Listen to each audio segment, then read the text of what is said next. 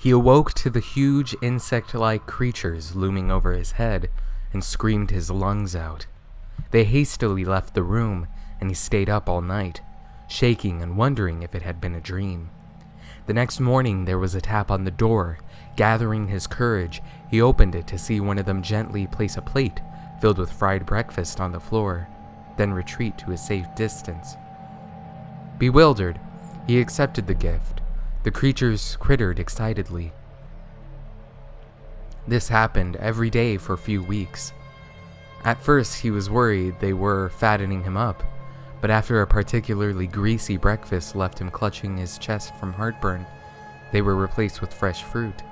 As well as cooking, they poured hot steamy baths for him, and even tucked him in bed. It was bizarre. One night he awoke to gunshots and screaming. He raced downstairs to find a decapitated burglar being devoured by the insects. He was sickened, but disposed of the remains as best he could, knowing they had just been protecting him. One morning the creatures wouldn't let him leave his room. He lay down confused, but trusting as they ushered him back into bed. Whatever their motives, they weren't going to hurt him.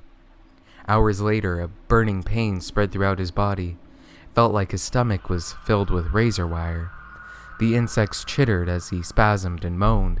It was only when he felt a terrible squirming feeling beneath his skin that he realized the insects hadn't been protecting him. They had been protecting their young.